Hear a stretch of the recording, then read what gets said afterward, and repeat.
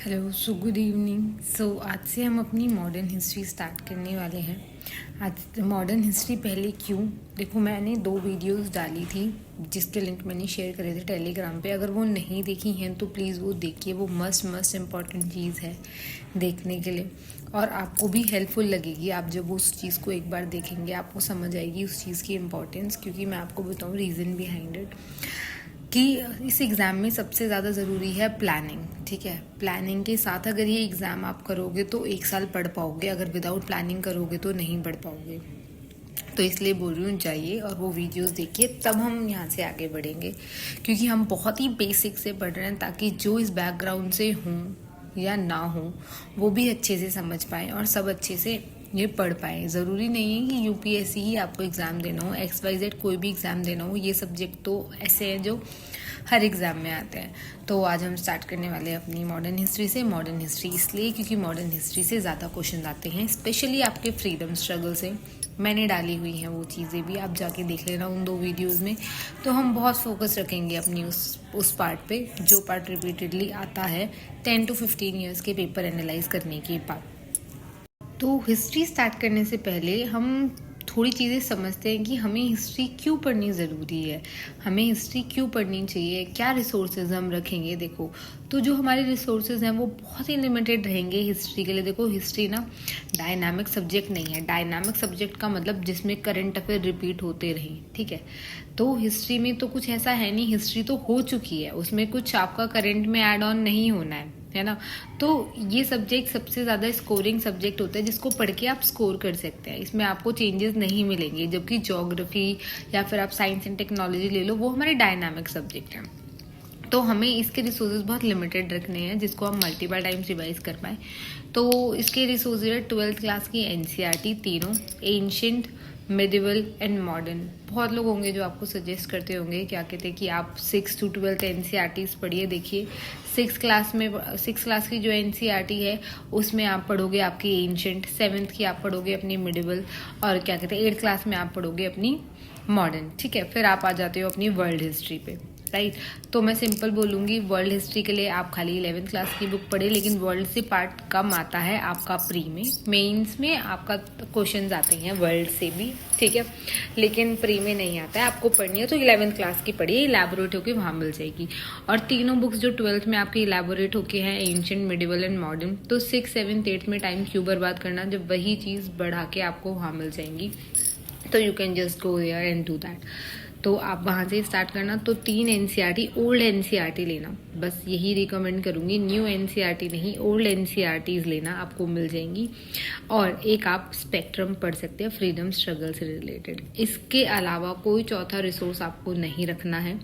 ये जो 3 आपकी 12th की बुक्स, 4th ये, मतलब कोई 5th रिसोर्स आपको नहीं रखना है। This much is sufficient. आपके एग्जाम में बहुत प्री प्लस मेंस, इसके अंदर आपको कोई रिसोर्स की ज़रूरत नहीं है। This much is sufficient. अब हम अपने चैप्टर से बिगिन करते हैं। हमारा जो फर्स्ट चैप्टर है वो होता है हमारा एडवेंट ऑफ यूरोपियन, कि कौन कौन हमारी कंट्री में आए और कैसे हमें कॉलोनी बनी। ठीक है, मॉडर्न हिस्ट्री की हमारी शुरुआत होती है यहाँ से। इन नोट्स के अलावा, इस क्लास के अलावा आपको और किसी तीसरी चीज़ की ज़रूरत नहीं पड़ेगी। इसमें आपकी स्टैंडर्ड बुक, स्पेक्ट्रम, NCERT दोनों मिक्स हैं, सो डोंट वरी। सो देखो, यूरोपियन सबसे पहला क्वेश्चन ये आता है कि इंडिया में ऐसा क्या था कि हर कंट्री यहाँ आना चाहती थी या हर कंट्री इंडिया को अपना कॉलोनी बनाना चाहती थी। देखो, 3 चीज़ों की वजह से ये चीज़ होती थी। कॉटन, फिर सिल्क, हमारे यहाँ कॉटन बहुत ज़्यादा थी, सिल्क जिसकी सारी कंट्रीज़ को बहुत ज़्यादा ज़रूरत थी, और थर्ड थिंग स्पाइसेस जो हमारे यहाँ ही ज़्यादा अच्छे थे। ठीक है, तो सबको इन चीज़ों की ज़रूरत थी ट्रेड के लिए, और जो इंडिया में भर भर के थे, लेकिन इंडिया वालों को नहीं पता था कि, हम बोलते हैं ना इंडिया सोने की चिड़िया थी, लेकिन इंडिया को ही नहीं पता था कि वो सोने की चिड़िया थी। ठीक है, तो ये कहानी थी। इसलिए हमारे यहाँ ज़्यादा से ज़्यादा क्या हुआ, ज़्यादा से ज़्यादा कंट्रीज़ हमारे यहाँ आई ट्रेड करने के लिए, और उन्होंने चाहा कि हम कॉलोनी बन जाए। उस टाइम पे कॉलोनियल रूल बहुत ज़्यादा चल रहा था। ठीक है, नेक्स्ट थिंग, हमें 4 चीज़ें मेन पढ़नी पड़ेंगी हमें। मतलब बहुत सारी कंट्रीज़ आई, कॉन्टिनेंट्स आए, लेकिन हमें 4 मेन पढ़ने हैं जिनको शॉर्ट फॉर्म में मैं आपको बताऊँ। शॉर्ट फॉर्म में हम उनको बोल सकते हैं PDEF, Portuguese, Dutch, English and your French. ठीक है, इन 4 के बारे में हमें पढ़ना है कैसे आई। ठीक है, तो फर्स्ट हम स्टार्ट करते हैं अपना पोर्चुगीज़ से। ठीक है, वास्को डिगामा का नाम आपने सुना होगा। पोर्चुगीज़ हमारे वहाँ से आने स्टार्ट हुए। उन्होंने क्या किया, उसने एक ट्रेड, मतलब किसी को नहीं पता था इंडिया भी कोई कंट्री है, उस टाइम पे सबसे फर्स्ट वही इंसान था जो इंडिया में आया। ठीक है, वो निकला तो कहीं और के लिए था, अमेरिका के लिए, लेकिन तो यहाँ पे क्या था कि पोर्चुगीज़ मतलब वास्को डिगामा ने सर्च किया, एक रूट बनाया कि हाँ इंडिया है, और वो सबसे फर्स्ट था यहाँ विज़िट करने के लिए। तो आगे का चैप्टर हम बिगिन करते हैं इसी से कि कौन से ईयर में वो लोग आए और कैसे उनका डिक्लाइन हुआ। सो 1498 में डायरेक्ट सी रूट डेवलप हुआ यूरोप और इंडिया के बीच में। आई होप हिंदी, देखो नोट्स में खाली एक ही मीडियम के दिखा सकती हूँ, तो मैक्सिमम बच्चे इंग्लिश मीडियम के हैं। आई एम सो सॉरी, भेजूंगी मैं टेलीग्राम पे दोनों के नोट्स, लेकिन यहाँ पे मैं पढ़ा तो आपको हिंदी में ही रही हूँ, तो आपको समझ आ जाएगा। ये नोट्स आप उससे मैच कर लेना, कोई इशू नहीं है।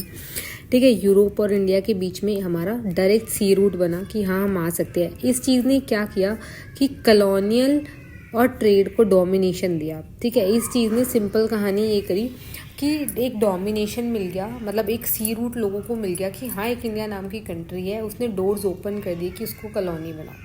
ठीक है, और ट्रेड डोमिनेंट हो गया कि देखो फिर बाद में और भी लोग आए ना, ऐसा नहीं है ना कि पोर्चुगीज़ आके वहीं रुक गए, और भी लोग आए, और भी ज़्यादा लोग आए यहाँ पे ट्रेड करने के लिए। ठीक है, फिर यहाँ क्या हुआ, इसका इम्पैक्ट क्या पड़ा, हमारे बहुत कल्चरल एक्सचेंजेस हुए। ऑफकोर्स होते हैं, जब हमारे घर कोई मेहमान आता है, उनके बच्चे आते हैं, हम उनसे कुछ चीज़ें हम उनसे सीखते हैं, कुछ चीज़ें वो हमारा देखते हैं, तो ये क्या होता है, हमारा कल्चरल एक्सचेंज हो जाता है। कुछ कॉन्फ्लिक्ट हुए हमारे लोकल रूलर से, मतलब ये तो चलती रहती है ना चीज़ें। फिर क्या होता है, रीशेपिंग ऑफ इंडियन सोसाइटी, हमारी इंडियन सोसाइटी में बदलाव आया, हमारी इंडियन सोसाइटी धीरे धीरे चेंज होने लगी, हमें चीज़ें पता लगने लगी। ठीक है, हमारा पढ़ाई की तरफ रवैया, हमारी बहुत सारी चीज़ें चेंज होती रही, जो हम आगे आगे बढ़ते बढ़ते पढ़ेंगे। ठीक है, मैंने आपको बताया वो सबसे पहला आदमी था डिस्कवर करने का, जिसने डायरेक्ट पाथ बनाया इंडिया का by sea, setting the foundation for European. ठीक है, मतलब पूरा एक रास्ता खोल दिया बाकी कंट्रीज़ के आने के लिए। अब पोर्चुगीज़ डिक्लाइन कैसे हुए, देखो ये लोग क्या थे ना कि दूसरे रिलीजन को टॉलरेट नहीं कर पा रहे थे, मतलब दूसरे रिलीजन के साथ रहना इनके लिए मुश्किल हो रहा था। तो इंडिया तो रिलीजन से भर भर के है, इंडिया एक ऐसी कंट्री है जिसमें मल्टीपल रिलीजन्स है, इसलिए क्या हुआ, एक ये रीज़न था। फिर इनका क्या था, तो सी रूट्स, तो मतलब उस टाइम पे क्या था, देखो अभी इतने सारे लॉज बन चुके हैं सी से रिलेटेड कि हम कुछ भी एक्सपोर्ट इंपोर्ट करते हैं तो नहीं होते हैं, सी लॉज है, लेकिन उस टाइम पे तो कोई हमारे लॉज नहीं थे ना। तो सी पायरेट्स बहुत ज़्यादा थे। सी पायरेट्स होते हैं जो समुद्री जहाज़ों को लूटते हैं, तो ये लूटपाट बहुत ज़्यादा चलती थी, और उनके टाइम पे इतनी लूटपाट हो गई थी कि मतलब वो लोग घाटे में जाने लगे थे। फिर क्या हुआ था, उसी टाइम पे डच भी आना स्टार्ट हो गए थे कंट्री में, इंग्लिश भी आना स्टार्ट हो गए थे, ब्रिटिशर्स भी मतलब आना स्टार्ट हो गए थे। तो धीरे धीरे क्या हो रहा था, इनका कैप्चर हाथ से जा रहा था। ठीक है, empire in India eventually broke up. इन सब चीज़ों के बाद क्या हुआ, उनका एम्पायर अचानक से ही ख़त्म हो गया, क्योंकि वो बहुत इनइफेक्टिव हो गया था, क्योंकि ब्रिटिश वगैरह सब बहुत अच्छी लीडरशिप दिखा रहे थे, और इनकी सारी चीज़ें बहुत इनइफेक्टिव होती जा रही थी, इन लोगों की कोई सुन नहीं रहा था। फिर जो ये पायरेसी वाले केसेस हो रहे थे, ये लोग इस चीज़ों मतलब ना ये वहाँ ध्यान दे पा रहे थे, ना कंट्रोल पे ध्यान दे पा रहे थे, तो इसलिए क्या हुआ, इनका साम्राज्य हमारे यहाँ ख़त्म हो गया, ये हमें कॉलोनी नहीं बना पाए। देन आए ब्रिटिशर्स। ठीक है, उसके बाद कहानी हमारी स्टार्ट हो जाती है ब्रिटिशर्स से। हमारा हुआ अराइवल ऑफ ब्रिटिश। ठीक है, जेम्स वन था जो इंग्लैंड से डिस्पैच किया, जिसने कैप्टन विलियम हॉकिन को। ठीक है, उसने जेम्स वन ने बोला, जेम्स वन वहाँ का किंग था उस टाइम पे इंग्लैंड का, उन्होंने बोला कि आप जाओ और देख के आओ उसके कोर्ट में। जहांगीर का उस टाइम रूल था कि जहांगीर के कोर्ट में जाओ, ये 1608 की बातें हैं, और रिक्वेस्ट करो परमिशन के लिए कि ट्रेड के लिए। आपको पता है ना कि ब्रिटिशर्स हमें डायरेक्ट रूल करने नहीं आए थे, हमें मतलब हम उनकी कॉलोनी नहीं बने थे, वो यहाँ ट्रेड करने आए थे, और ट्रेड करने में कब उन्होंने हमें अपनी कॉलोनी बना लिया हमें खुद भी नहीं पता चला। ठीक है, धीरे धीरे ये चीज़ आई, जब उन्होंने देखा कि इंडिया में तो बहुत ज़्यादा लोगों को नहीं पता है कुछ भी, या एजुकेशन की कमी है, इस सब रीज़न की वजह से ये कहानी यहाँ से स्टार्ट हुई। देन क्या हुआ कि 1613 में, ठीक है 1613 में मुगल एम्परर ने क्या किया, उनको एथोराइज कर दिया कि आप अपनी ईस्ट इंडिया कंपनी बना सकते हैं सूरत में। इनको परमिशन मिल गई 1613 में।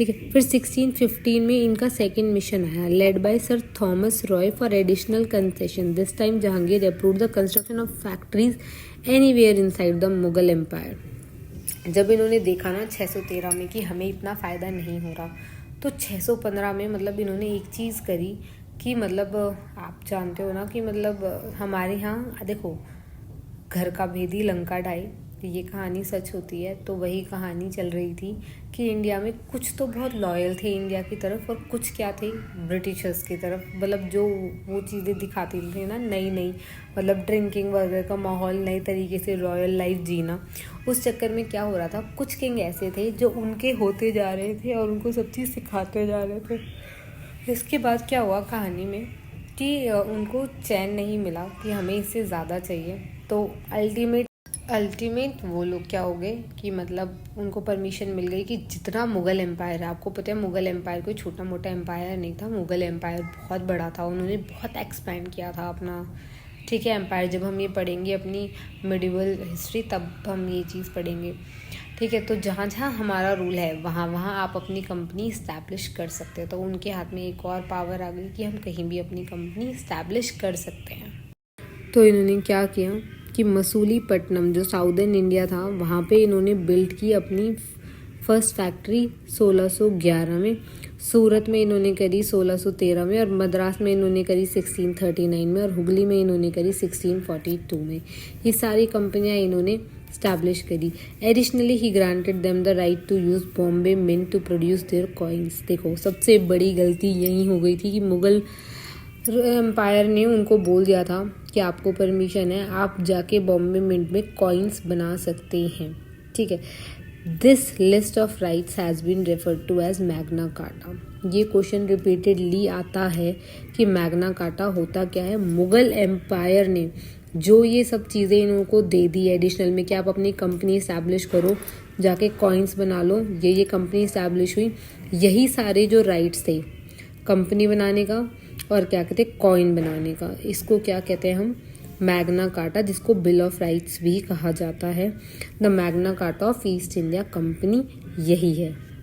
अभी साइमल्टेनियसली क्या हो गया, अराइवल हो जाता है डच का, ठीक है। लेकिन ब्रिटिशर्स ने अपना इतना स्ट्रॉन्ग कर रखा था ना कि कोई भी आए, लेकिन कोई और हमारे यहाँ इतना सेटअप नहीं कर पाए जितना उन्होंने कर लिया था। उन्होंने भी अपना वही कॉमर्शियल हब बनाया था। कॉमर्शियल हब मीन्स वही ट्रेड के लिए, कॉमर्शियल मीन्स जो पैसे के लेन देन, मतलब इन सब चीज़ के लिए। तो इन्होंने क्या किया, इनका एक कॉर्नलिस द ह्यूमन एक वो था, उन्होंने क्या किया था, उसने ये सब चीज़ रखा था हाउटमैन ने कि 1602 में Dutch east India company establish हुई, ठीक है। इन्होंने क्या किया, पोर्चुगीज़ को इन्होंने डिफीट किया, अपना कंट्रोल इन्होंने उस रीजन पे लिया जहाँ सबसे ज़्यादा मसाले बनते थे। मसाले बनने वाली जगह पे इन्होंने लिया, जो थे आपके गुजरात, बंगाल, बिहार एंड उड़ीसा। फिर क्या हुआ, मसूलीपट्टनम में, ठीक है, मसूलीपट्टनम में फर्स्ट डच फैक्ट्री बनी थी आपकी मसूलीपट्टनम में 1605 में। नेक्स्ट आपका अराइवल हुआ फ्रेंच इसका, ठीक है। ये थे लास्ट यूरोपियन अराइवल। इसके बाद कोई नहीं आया, इसके बाद डायरेक्ट हम कॉलोनी बन गए थे ब्रिटिशर्स की, हम डायरेक्ट वो रूल करे थे। देन फ्रेंच ट्रेडिंग कंपनी, इन्होंने भी अपनी ट्रेडिंग कंपनी इस्टेब्लिश करी थी लुइस 14 के रूल में 1664 में। इनकी फर्स्ट कंपनी सूरत में बनी थी 1667 में, ठीक है। Company recognise in 1720 due to increase of French influence in India between, ये क्या था इस टाइम पे हमारा जो कंपनी रूल था ना ब्रिटिशर्स का, उन्होंने रिकॉग्नाइज किया कि फ्रेंच इन्फ्लुएंस बहुत हो रहा था 1706 से 1720 के बीच में। तो जो इनका गवर्नर था ना, उन्होंने क्या किया, रीस्टोर की फ्रेंच पावर इन इंडिया, इन्होंने अपनी पावर वापस ली। फिर इनकी एक हो गई वॉर, एंग्लो फ्रेंच बैटल। जब ये सब कहानियाँ चल रही थी ना, तो एक वॉर हो गई एंग्लो फ्रेंच बैटल, जिसको कार्नेटिक वॉर्स भी कहा जाता है। ये क्वेश्चन रिपीटेडली आता है कार्नेटिक वॉर्स का। Led their ultimate defeat in India, इसके बाद इनका डिफीट हो गया। ये था आपका पूरा चैप्टर। आई होप आपको अच्छे से समझ में आया होगा। नोट्स जो हैं बाय PDF मैं भेज दूँगी, हिंदी मीडियम इंग्लिश मीडियम दोनों के। प्लीज़ अच्छे से पढ़िए और ज़्यादा से ज़्यादा इस वीडियो को शेयर करिए, लाइक करिए, चैनल को सब्सक्राइब करिए। जिसको हेल्प चाहिए हो आप उनको बताइए, ताकि मतलब जितना आप सब्सक्राइब करोगे या लाइक करोगे उतना मोटिवेशन बढ़ेगा और मैं ज़्यादा से ज़्यादा और अच्छे से आपको पढ़ाने की कोशिश करूँगी। आई होप आपको समझ आ रहा हो। फिर भी अगर कोई इम्प्रूवमेंट की ज़रूरत है तो आप मुझे DM कर सकते हैं इंस्टाग्राम पे या फिर टेलीग्राम पे। मैं अपना बेस्ट दूंगी इम्प्रूव करने का, ट्राई करने का। Thank you so much.